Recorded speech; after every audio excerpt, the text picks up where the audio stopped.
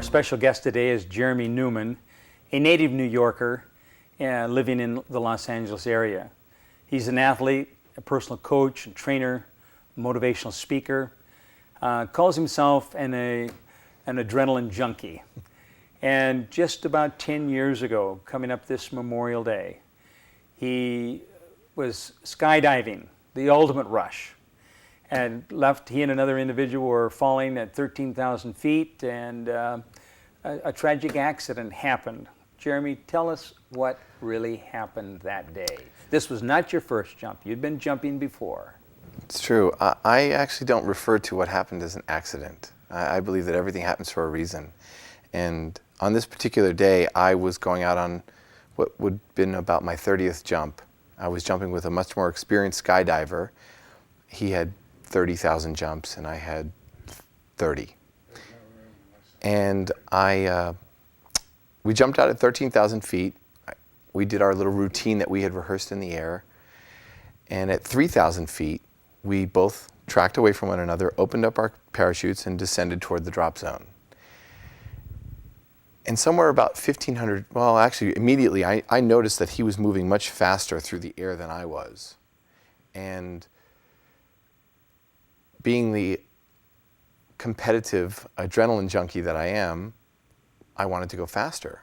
And I called this, what I did next, the first of 3 ego malfunctions. And when I say ego malfunctions, I'm referring to my own ego. I reached up and tried to collapse the end cells of my parachute. And so that you could go faster? Correct. And I did. And I successfully collapsed my end cells, and I was traveling faster through the air. But it wasn't fast enough. And I tried to collapse the next set of cells, my second of 3 ego malfunctions. And my entire canopy collapsed at that moment, and I went right back into free fall. I had nothing but a streamer coming down. And at that moment, I was faced with a choice. What we're taught to do is immediately pull your reserve chute to save your life. You deploy your reserve chute, which releases your main. However, as a child, something you don't know about me is that I was a fat little kid I was picked on. The bullies picked on me as a kid, and people didn't want to be my friend. If you were my friend, you got picked on as well, so I was kind of ostracized as a child. And I knew that if I pulled my reserve chute, that once I got to the ground, everyone would ask me what happened. I'd have to tell them I was messing around, trying to go faster, trying to beat the other skydiver down to the ground, and people would look at me and see me as a liability and not want to jump with me, replaying my childhood all over again. So I opted for option B, which was fix the problem. I'm up there kicking and spinning, pulling the lines apart, and it was happening. My cells of my parachute were beginning to open, but it wasn't fast enough. And this was about 1,200 feet above ground? My parachute initially collapsed at 1,200 feet, but I was falling at 90 feet per second, roughly, maybe a little less because of the canopy drag. However, pretty fast. And I knew that I had about 30 seconds before I hit the ground. And after about what I thought to be about 10 seconds was a little bit longer than that. And when I went to pull the reserve chute, because I realized this was not going to open fast enough, it was too late. I hit the ground at about 100 miles an hour. You hit the ground at 100 miles an hour, and you fell almost free fall, 1,200 feet. That's higher than the Eiffel Tower. Yeah, it's actually the height of the Empire State Building. And you fell all that way. I read somewhere in one of the news clippings that somebody saw you falling and actually called 911. Correct. While you were falling. Yeah, I actually landed in his backyard. You landed in his backyard. Well, what an appearance. So, I mean, here you are, a young man, bright future, personal coach and trainer, a phenomenal athlete, and now all of a sudden you have fallen 1,200 feet, fallen into somebody's backyard. What happened next? You probably don't know, so what have people told you? Actually, no, I do know. I was conscious at the time I hit the ground until I got into the helicopter, which I'll explain. I knew that I was in big trouble. And it was almost as if a tape was playing inside my head over and over and over, just keep yourself alive until help gets here. Everything's going to be okay. You're going to be fine. Just keep yourself alive until help gets here. But I couldn't speak because both of my lungs were more than 80% collapsed. And I heard you had a ruptured aorta and just a number of different major problems. I have a litany of the whole injuries. system was ready to shut down. Yeah. The man whose backyard I fell into, he came running over to me and asked me if I was alive, and I was unresponsive. He said, "If you're alive, open your eyes." I then communicated with him by blinking, and I communicated with the paramedics once they arrived by blinking as well. And once I got into the helicopter, I felt safe. I felt like, oh, I'm going to be okay. You still kind of remember your Oh yeah, that I remember the experience of feeling like I'm holding on, everything, I'm going to be okay, I'm going to be okay. And then once they scooped me up and brought me into the helicopter, I just kind of settled in and I felt I'm okay now. And at that moment, my heart stopped. That's the first time. Correct. And they brought me back. I have no memory from that point for almost an entire month. I then was I was air vac'd to Riverside Hospital. Sorry, there's a helicopter going overhead at this moment. And I was brought to Riverside Hospital. They assessed my injuries and they knew that they could not handle this kind of trauma. They immediately brought me to Loma Linda. And we do have a level 1 shock trauma unit here. So they flew in. You came in one of those helicopters that are coming in all the time. Thank God that you have this trauma unit, because I'm here today because of it. They immediately brought me into the operating room and prepped me for emergency surgery. I had a transected aorta, which is the largest blood flow to the body. And it was severed? I transected me. I had 3 holes that I said popped when I hit the ground at 100 miles an hour. My body stopped moving, but the internal organs continued to move, and eventually something's got to give. And 3 holes popped in my aorta, and I was bleeding out, which is the reason why my heart stopped. And I underwent a 13-hour surgery to repair my aorta. And it was actually the surgery that saved my life is what caused the paralysis and the reason why I've been using a wheelchair for the last 10 years. So you've been in a wheelchair for 10 years. I mean, but I thought that you died a second time. Your heart stopped a second time, or maybe a third time. Was that during surgery, before surgery, after surgery? It was actually post-surgery. I was on my way up to the intensive care unit from the operating room. At the Loma Linda Medical Center. Correct. And my heart stopped again. They brought me back down to the operating room. The surgeon who'd been working on me for that length of time performed CPR for 32 minutes in order to trying to bring you back. Correct. And his fellow colleagues and nurses could not understand why he was continuing to try and resuscitate me. And from his words, I actually came to Loma Linda several years ago with my mom and met Dr. I forgot his name, doggone it. Right. Nonetheless, I met him, and he said that he had been in my body for 13 hours and he knew how strong I was. And because of your great physical conditioning. Correct. He determined he was going to fight to save you. Yeah. And others were ready to give up because they realized, you know, what a tragic case this was, but it looked like it was impossible. Personally, I think he was not going to let, his Memorial Day be ruined by, a 13-hour surgery and then have the patient die. So he persisted. And absolutely. For 32 minutes did CPR. So your heart had actually stopped apparently for almost 30 minutes. Oh yeah, yeah. He was artificially keeping my blood flowing and keeping air going into my lungs. And his colleagues had said, call it. He's going to have no quality of life. He'll be brain dead, confined to a bed for the rest of his life on a ventilator. And he said no, and he brought me back. And my life still hung in the balance. There was no guarantees of what was to come. And that was the predictions initially to my family and friends. That was, We see his heart's beating. We're not sure about the brain. Yeah. Well, they actually told my family to prepare for a funeral.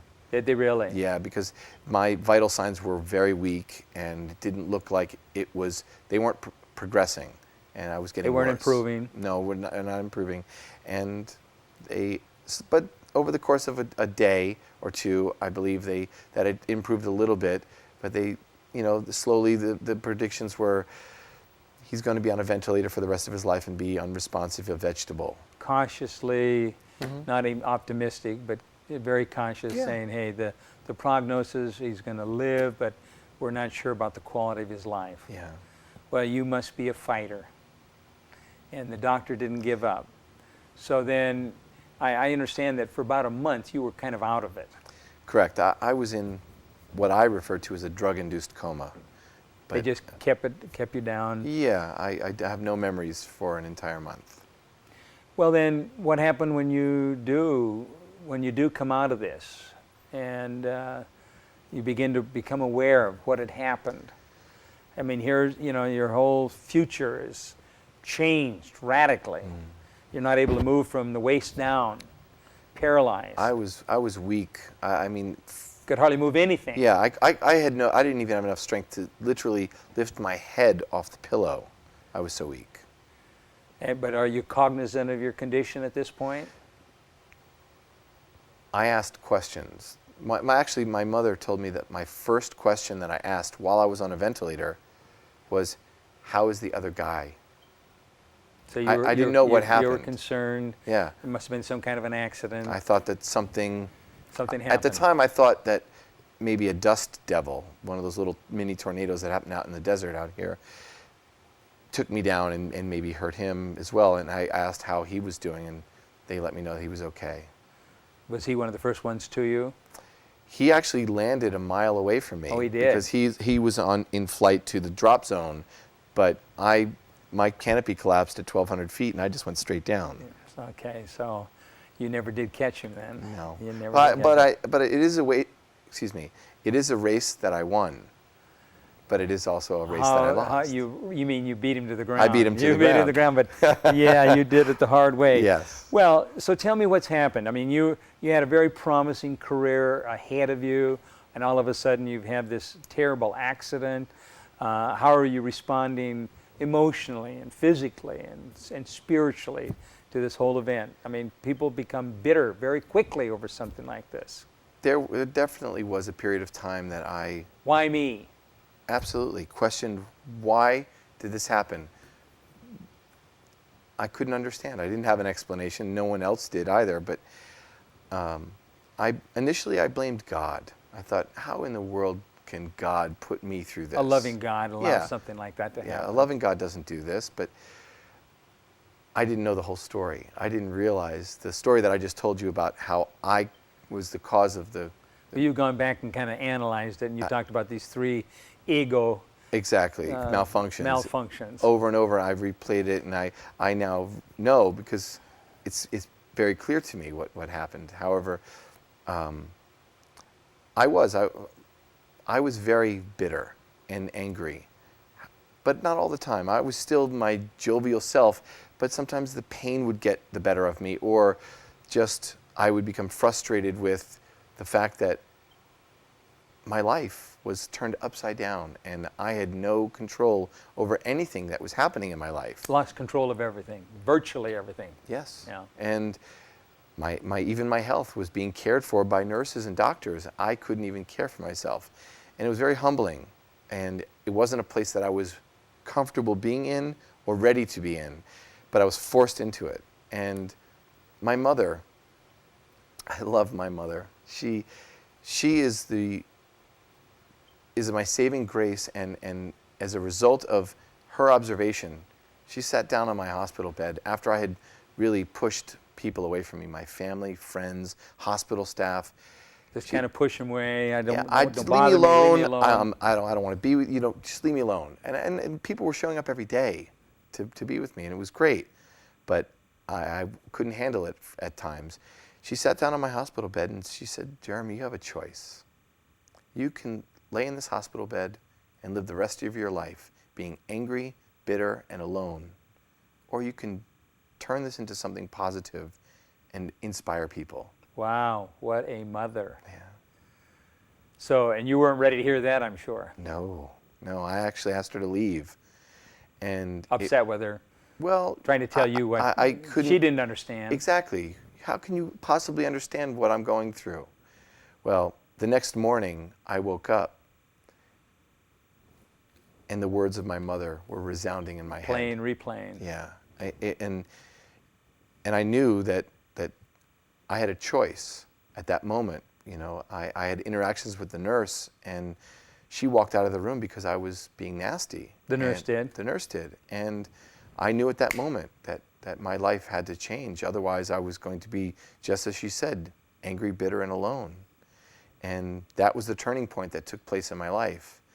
And from that point on, and even still till today, I'm consciously making choices that are in my best interest and others. So that was 10 years ago. How long after the accident did your mother talk to you? You remember what the time sequence? I mean, was it in the first few months, or? No, it was definitely. Well, yeah, I was in the hospital, so it was about a month and a half. I had another 15 or so days in the hospital before I was discharged. That I was actively choosing to be positive. So you begin a journey of hope. Yeah. And you're still on that journey. Tell me what happened. I read some of the press clippings, and it seems like I read almost a year later that you were skiing, but I think within a month or two you were in some kind of an event. Yes. What was that? I did my first 5-kilometer race about a month and a half after I was released from the hospital. A month and a half after you're released. 2.5 months I was in the hospital. A 5K. Yeah. So you did this with a wheelchair. I did. I actually did it in an everyday chair like this one, and I just pushed up this incredible race, and it was exhilarating. And less than 6 months later, I did my first triathlon. And a triathlon is 3 events. Triathlon is a combination of swimming, biking, and running. And the picture that we're looking at is me coming into the finish line of the World Championships in Madeira, Portugal, and I'm on the U.S. team, and the picture just a second ago was me coming into the finish line at the Malibu Triathlon. So you've been apparently traveling all around the world. Did I hear 20 or 15, 20 different countries you've been involved in now? Yes, I've traveling around the world. Yeah. As an ambassador. It's true. I don't just travel as an athlete. I travel also as a motivational speaker, and oftentimes I like to group them together. If I have a race that I'm doing in another country or anywhere, I like to coordinate having a speaking engagement or more to go along with it. Well, there's a number of different slides that we've taken a look at, and you have been literally around the world. I see the shirt that you're wearing right there is the Hungary Triathlon team. Tell me what you have on your wrists there. This was my most recent trip was I was in Colombia, South America, and I had a race in the northern part of Colombia, in Eje Cafetero, which is in Pareda, which is just a beautiful, the region where they make coffee in Colombia. And I had 5 speaking engagements while in Colombia, both in the north and also in the south. I spoke in different places, and one of the audience members, after I had spoken, he came up to me and he tied this around my wrist. And I was so moved. I was crying. It was beautiful. And then one day we were in this other region, and a street performer tied this one on. He had these little threads, and he wove this thing around my wrist, and they've been there ever since. So, what are you doing now? The bio indicated that you're a motivational speaker. Are you still training? Are you still being a coach for people? Yes. I mean, I read one clipping where one of the people that you're working with, the fact that you fell 1,200 feet and got up, that kind of impresses them. They need to do one more rap or whatever else it is, that you're a kind of a hard driver, but they can't complain because they know who they're dealing with. It's true. I have to say that just by me showing up and being there, the fact that I'm in a wheelchair and I'm showing up at the gym to train you is, I hear from people that is like, wow, if this guy in a wheelchair is going to be at the gym and waiting for me at 5:30 in the morning, the least I can do is be there as well, and do the kinds of exercises that he's showing me, and eat the way in which he's explaining me to eat, and drink water, and living healthier, and oftentimes I don't have to say anything.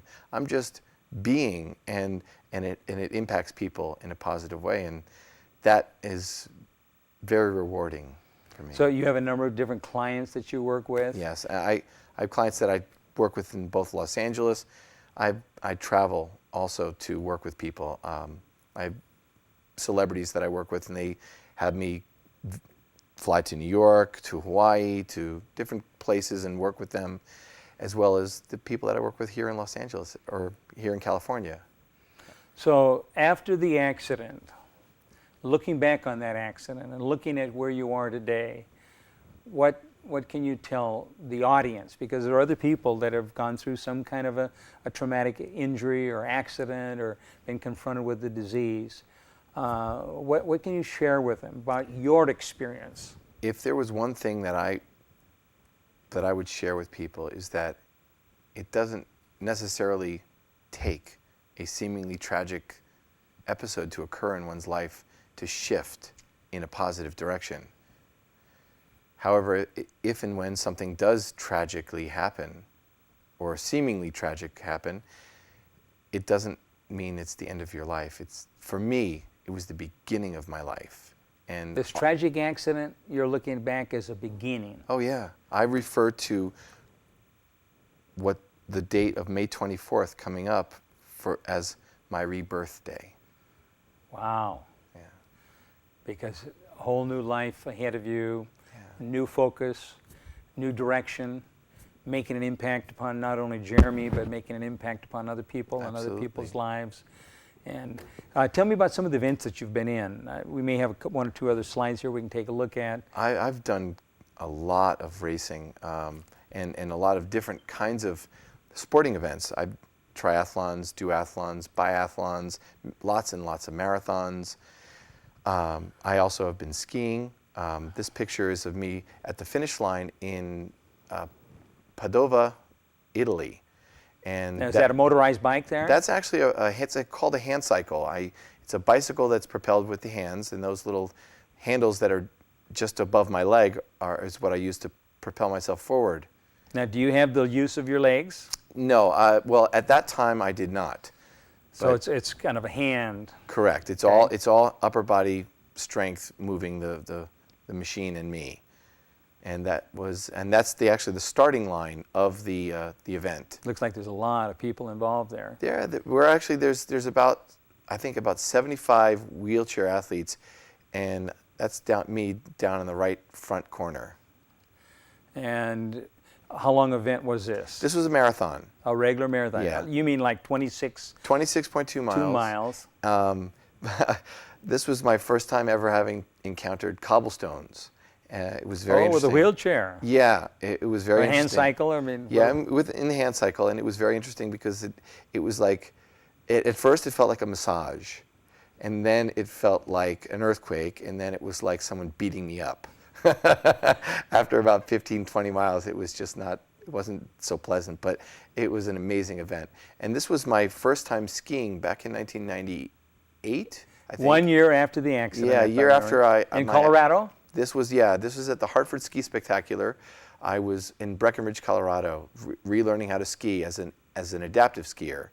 I'd been skiing since I was 6 years old as an able-bodied skier, but this was new for me, and it was really exciting and amazing. Are you still skiing? Oh yeah, I just was skiing. I was actually up in Vail just a week before I went to Columbia, and I did some things that that I don't think that I would have done as an able-bodied skier, going off unbelievable cliffs and flying through the air. So you've been all around the world in multiple events, and when you talk about a triathlon, you're talking about, which is normally a race, followed by a bike ride, followed by a swim. So do you do the swim also? Yeah, actually, just 3 days ago, I participated in what would be considered the Woodstock of triathlons in Monterey County. It's the Wildflower Triathlon Series. And it's a 1 mile swim in the Lake San Antonio. It's a it's a 1.5K swim, a 40K bike ride, and then a 10K run. That's a pretty complete race. It is. And the Wildflower race is very challenging. It's all hills, and it is really challenging. 4 days later, I'm still sore. Jeremy, in the closing moments, tell us about the continuing miracles taking place in your life. Well, Lynn, just over a year ago, I am learning how to walk. And I walked the last 200 yards of the New York City Marathon and have since walked the last 1,200 yards of the Miami Marathon. God is not through with you yet. No. I know that He's going to continue guiding and directing and leading you as you make an impact upon other people's lives. You are one of those individuals that have refused to give up. You're making an impact, and I know that God is going to continue to give you dreams. When is your next event? This weekend, I will be racing in the Santa Barbara Wine Country Half Marathon. It's all mountains as well. So that's a 13.1 mile marathon. A regular marathon. Yeah. And you're Well, it's a half marathon, but Okay. it's because it's all hills. It's more like a double marathon. Okay, well, I know that God is going to continue to bless you. I want to thank you for being on our program. And I know that possibly some of the people here in the audience here will be making contact with you as a motivational speaker. I'm always available. You can email me or call me. And you travel around the world. Absolutely. Thank you so much for being with us. Thank you, Lynn. Really appreciate it. God Thank you for bless having me. Okay.